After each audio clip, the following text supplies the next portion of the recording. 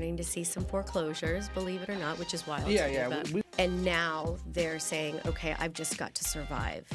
Now we're working towards the middle income workforce housing, which is our teachers, our firefighters, our, my son who was, a starving, he's still a starving nurse right now, but, who's going to school to that next level, right, before they become a homeowner.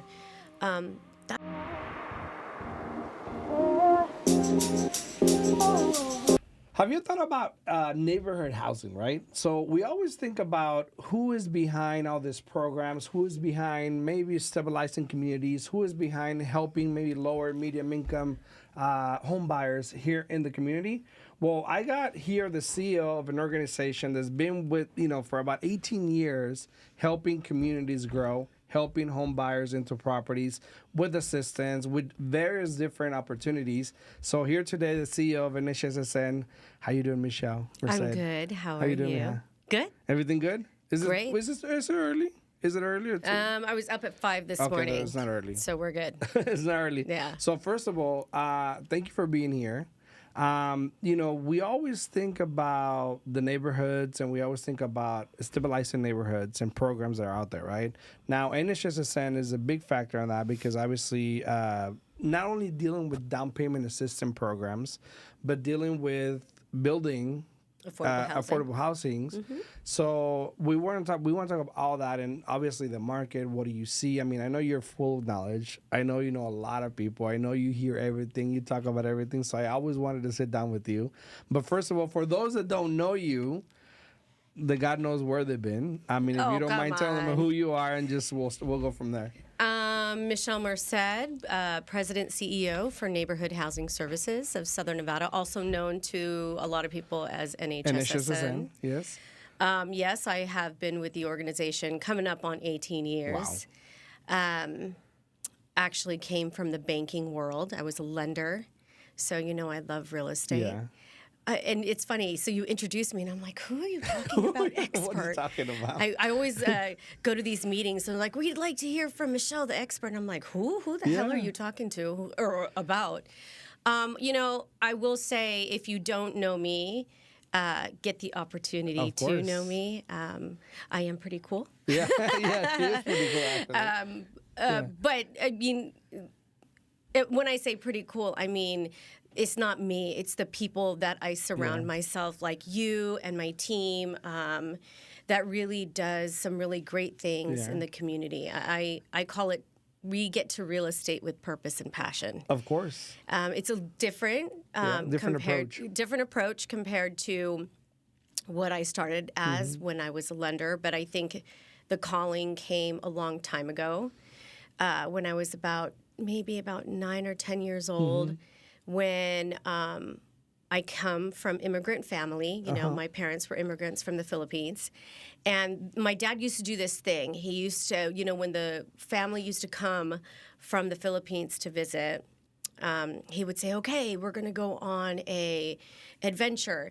And the adventure in LA, originally SoCal, go Lakers, and go Dodgers. But oh my God, I know it just is what it is. But now the A's are coming. So when my family came from the Philippines, one of the things, it was a routine. Disneyland, Universal Studios. Redondo Beach, Legoland didn't even exist. Oh, okay, back then, I'm old. Of course. So Disneyland, Universal Studios, and we would always end up in Hollywood because my dad was always so proud of the Chinese Man Theater and the stars.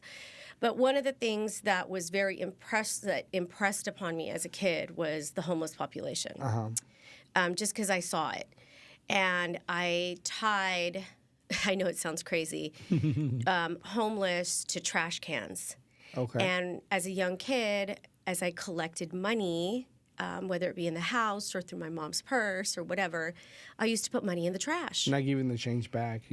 I would put it in the trash. And I still do it till this day. My husband's like, the homeless people are not going to find it. And I'm like, they will, because that's where they go to dig for food. And this is when you were a kid.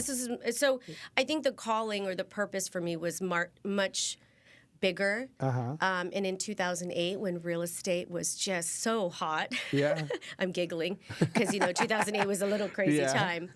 Different time, for It was sure. a different time. I actually went to NHSSN to teach homebuyer education. And just you were a lender back in the day. I was a lender. And if Julio, you are watching, Julio Jimenez, him and I were friends. He's like, come check it out. And I was like, what the hell is this all about? Nonprofit? How the hell am I going to make money? It's nonprofit. But I never left because I fell in love with the mission. I fell in love with helping people. And nonprofit does not mean no profit. We just file taxes differently for the public, so you all know. But our product is just like yours. It's very similar. It's people. Yeah, it's our community, right? And so, fast forward 17 years later with almost 200 units that are scattered across the valley, be it we acquire standing real estate or we develop ground up. And so I've got family housing, senior housing, single room occupancy for individuals, and now we're dipping our toe into single family development. Nice.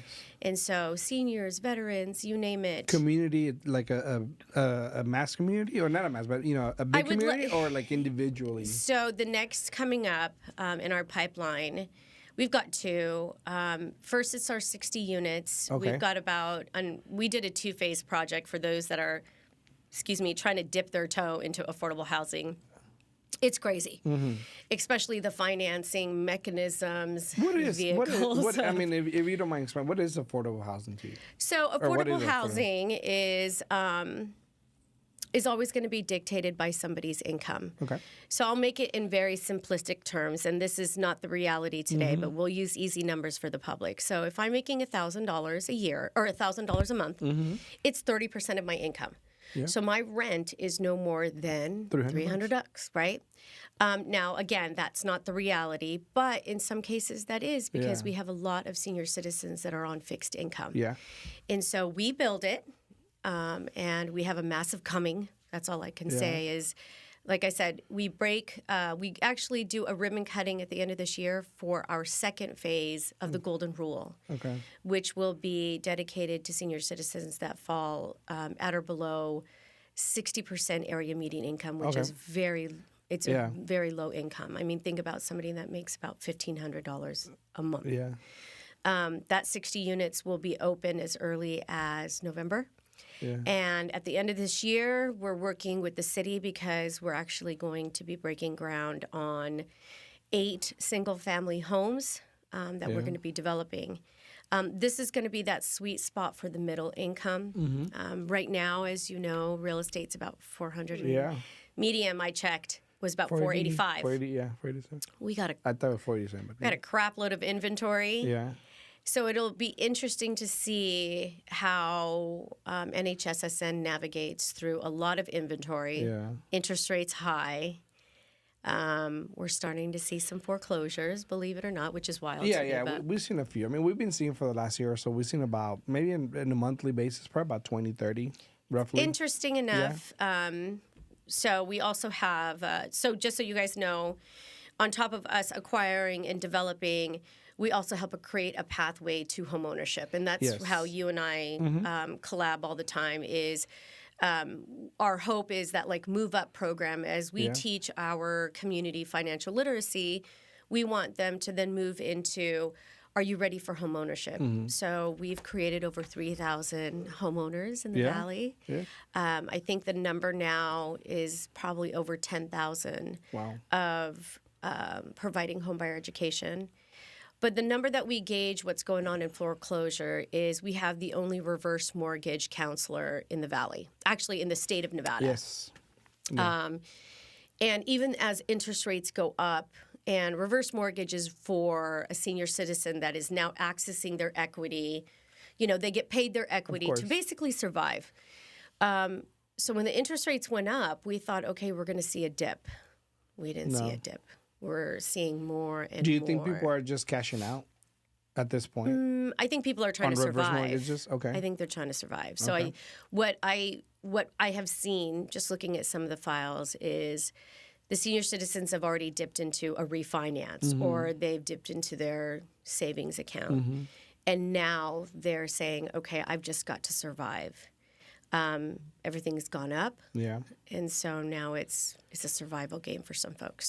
So right now you're doing all this big things, not only providing path to homeownership through various programs, providing a roof for lower income, senior citizens and all this, right? Developing, but you didn't start it that way. Oh, God, no. So I back in the days, it wasn't about building or creating communities or doing all this. It was purely down payment assistance programs at one point. No. And literacy, right? So I can tell you the organization was founded in 1992. So we've been around for 33 years. The organization actually was founded by 4 residents in North Las Vegas who wanted to clean up the neighborhood. Okay. Literally just want to pick up trash. Yeah. But they knew very quickly that they couldn't sustain as a business. Right. Put aside your thought process of nonprofit. They couldn't sustain just picking up trash. How were they going to keep the lights on, whatever? So they picked up their first fourplex, which is Webster, which is now what we call the natural occurring affordable housing. We implemented what we would call an affordability, meaning I could rent out right now because it's completely debt-free. So I'm going to speak nonprofit language. Okay. Asset, debt-free. I could rent it out to whoever. Yeah. But nonprofits, very mission-driven nonprofits like us, we have what you call, we implemented a purpose. I'm not going to use the word affordability. A purpose to that fourplex, and now that's dedicated to veterans with disabilities. Oh, nice. At a certain income limitation. Yeah, of course. We don't have to, but we do it because it's very mission-driven. And it goes back to your mission, right? It goes back to the mission. Very good. So through the action of those residents, they started picking up parcels of, they never did ground up. They always did acquisition, rehab, rental. When I came into the fold, Julio and the team already had some real estate. Okay. They were not doing any ground-up developments. Again, it was very mission-driven on the home ownership side. So yes, financial literacy, down payment, home, and it's still part of the COG because we want to create that pathway. Yeah. But 17, going on 18 years now, and my legacy is what's next. Yeah. So we picked up. So we did Golden Rule. We rehabbed the Betty Jean. We've done so much in the last 17 years. You have. Then we just picked up our next parcel of land, which is in the city of Henderson, and we're going to be doing both that missing middle for single-family homes, and we are doing workforce housing. Where does it stop? Like, what's the when end I'm not goal? Having fun. Well, you're always having fun, that's for sure. Oh, that's not true. Well, you are. I want to do like a reality TV show of nonprofits. We should. But what's the end goal of your, Mine your tenure? or Let's put your tenure. Where do you want to leave it at? Oh God, I don't even know. I don't know. No? I can't answer that question. Have you thought about that though? This is when I first became the executive director, because just so you guys know, one, I'm not big on titles, and two, I came to NHSSN for a 3 to 5 year stint. I was, my husband and I were That's like, what we all 3 say. years, That's 3 what years, we all I'm say. out. Yeah. But I have 3 kids. My son just graduated from UNLV. I'm still having fun with the organization, and my first call when I first became executive director, CEO, whatever, was I wanted the organization to sustain without having to rely on any grant money. Okay. Meaning that grant funds or any type of philanthropic donors, it would just be the cherry on top. Meaning the real estate would pay to help keep the lights on and pay fair and competitive wages for my staff. Correct. Because one of the things that I've seen coming from a for-profit to nonprofit, and it's wild to me, was one, in the beginning we didn't collaborate. Mm-hmm. And we didn't collaborate because nonprofits are competing against dollars. Yeah. Okay. So now we do collaborate, which is I love, because that's my backbone. And then two, it's how does the organization again sustain without having to say, oh, I'm waiting for Chase to give us a grant. And so the next for me, I will say, the city of Henderson, we're on a capital campaign for the first time, which I'm learning what that looks like. Big money. We are looking at a $25 million gap fund for our capital campaign. Yeah. And $17 million of it is going to go toward the property that we just purchased, parcel of land. I think, and my chief real estate developer officer is going to kick my butt, but I believe it's 119 units. Okay. And this is workforce housing. And this is that middle income. Okay. So you've got affordable housing, which I said 30% of someone's income, but capped based on what HUD states. Now we're working towards the middle income workforce housing, which is our teachers, our firefighters, our, my son who was, a starving, he's still a starving nurse right now, but, who's going to school to that next level, right, before they become a homeowner. That's a big nut to gap. It and is. So, but I will say the cool thing is, and you know this, my father passed away in 2020. We named the building after him. Oh, nice. So it's going to be called the Louis Commons. Oh, nice. And there's purpose there, right? So, again, those things that... Now there's more purpose. Yeah, there's more purpose. But, I think, as a kid coming from an immigrant family, I grew up... Yeah. My father used to say, "You're not American. You're Filipino." And I used to think, but shit, I was born in Chicago. So I really didn't understand. And now I'm so thankful You're a because... I am a Filipino American. I know my roots, and I've just been, not entitled, but we grew up very privileged and very, very blessed. Still with a very strong thumb on us of just remember where you came from. Yeah. And so I get to give that back to everybody that we help. That's a good heart that you have, obviously. So I mean, you do a lot of good things. And I know you're pretty big on numbers. I know you're pretty big on information. I know you're pretty big on data. So one thing that I wanted to ask you that we always have these conversations is about the situation we currently have here in Las Vegas, affordability being one. How do we fix the real estate situation that we have? I mean, we got growing inventory for one. I mean, and it depends how you see it, right? One side is good, the other side might be not that good, but still good. So you have increasing inventory. You still have steady, good rates, I would say, at 6%-ish, right? Those are good rates. Everyone's like, "Oh my God, that's way too high." Of course. So, 6s are okay, but then again, you as a public, that's still high, right? And then you still have the, obviously, affordability, income is not as high, so we're having that issue. How do we fix it other than increase incomes, which we know are not happening, or wages are not happening? Not right now. I mean, do we wait for, we hear what's going to happen probably next year, maybe, new administration at the Federal Reserve. Obviously, some changes are going to happen. How is that going to affect in the future, though? Not only the market itself, but your business, your organization as well. Okay, so that's like a twofold question. That's like a threefold question. I know. So let's start off with NHSSN. So we are always going to be the cog in this wheel of real estate. Yeah. Think about that first time you just got out of high school. Where are you going to live? Yeah. Right? You could be working as an Uber driver, and you would still qualify. Folks think that, affordable housing is for homeless people. Affordable housing is for working people that make a certain wage. So when you talk about minimum wage, they fall right exactly in that affordable housing space. So we are going to continue to do the good work that we do. Of course. Regardless of where the current political or economic climate is. There's always going to be a need. Get into political. Yeah. Well, and when I say that because housing is bipartisan. Yeah. It's not right or left. It is Switzerland. Yeah. It is a need for human. It's not a Republican. It's not a Democratic But it's also used as a political pawn. Oh, 100. But everything is today. Yeah, of course. Okay, so everything is today. Yeah. So I can't.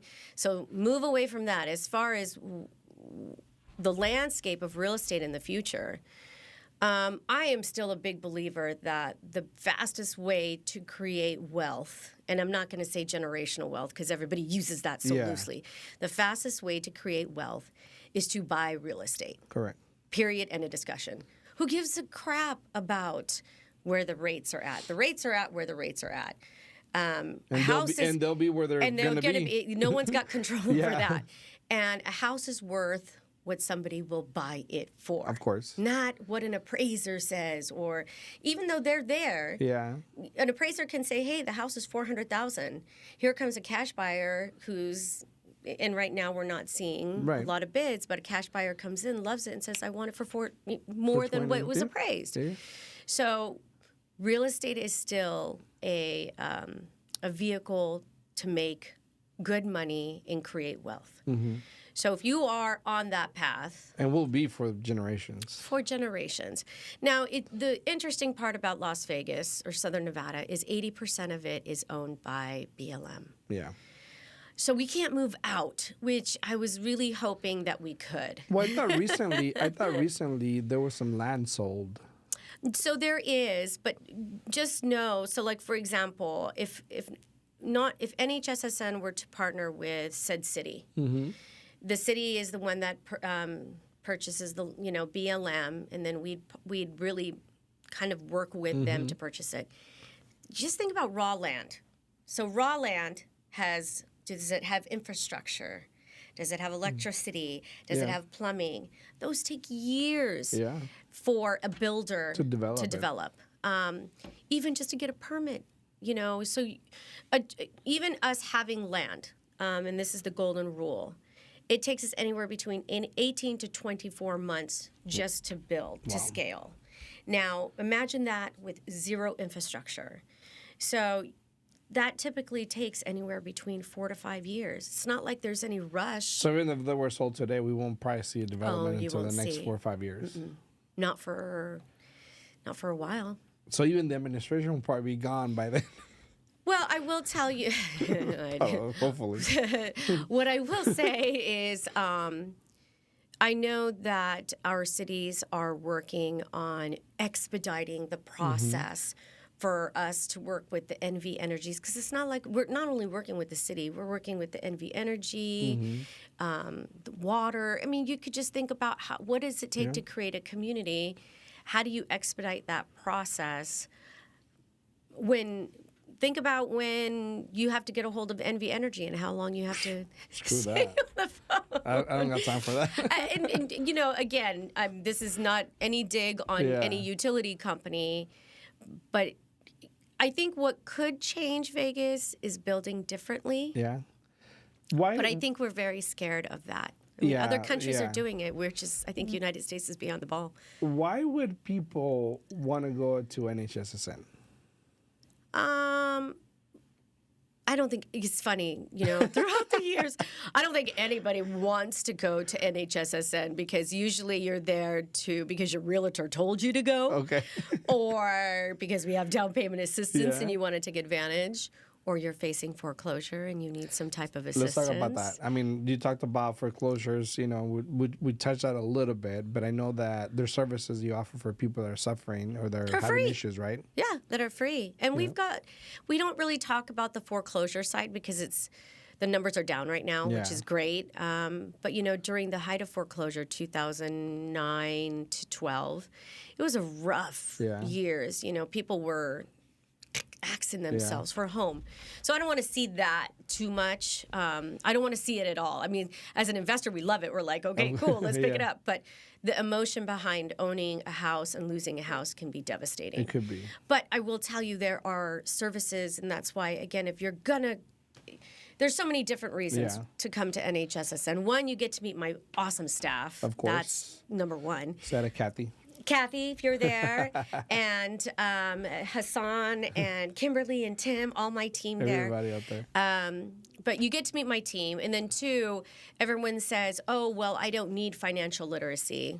Bullshit. Yeah, we all Everybody needs financial literacy. I know Yesenia talks about it all the time, and she says, I think financial literacy should be to everybody that buys a property. They should go through that. Even if you're not buying a property, you still should go through that. So I would love. But it should be required. I know that they were talking that it passed at Clark County School District that you're required to take financial literacy. I wish that the districts or the schools would require it, take an hour every single day, you know, make it so it's a requirement to take financial literacy, at least from 9th grade to senior, because then you learn how to make money. Yeah, and manage it. So we just, I come from a Filipino family. My dad or mom didn't teach us about making money, or they just said, be a good human being. Yeah. You know, and okay, so now how do I balance a checkbook? Yeah. No, so I think that's a big part that we have to deal with. Not only people coming out of school, like, you know, high school and stuff like that, going into the real world, but I see it also on the military side. We don't have. My husband's a veteran. I know. I remember when I left too. It was like we didn't get the literacy of managing accounts and stuff. You know. But there is, and I learned that through one of my buddies. I don't think it's required that when you exit the military that you go through financial literacy, but I do believe that there should be a component in the military. I think so. Not to just talk about financial literacy, but what it looks like to be a civilian. Yeah. Like, what does insurance look like? Health insurance. Yeah. That was one of the things that I had to tell my husband. I was like, bro, we pay for insurance. They don't, and a lot of people live in military housing. Yep. Or on the base or on the ship or whatever, so they don't have those burdens of, you know, balancing. It comes directly out of their check.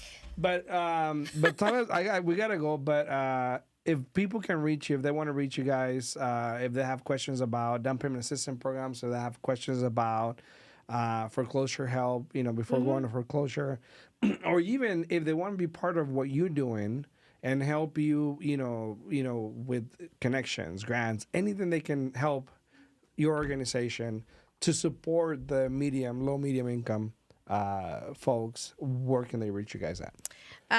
So you can go to our website, www.my.NHSSN.org. I will tell you, you can also call 702-649-0998. That's our main line. But visit the website, get involved. That would be my ask for anybody in the community, for you kids.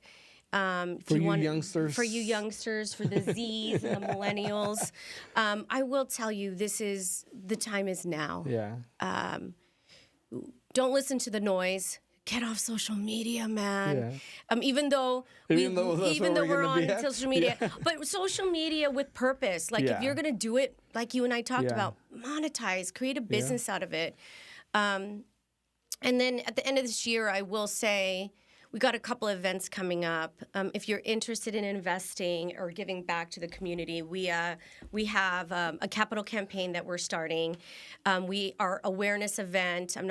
I can't tell you where the venue is. I'll put more details out, but that's going to happen on November 6th.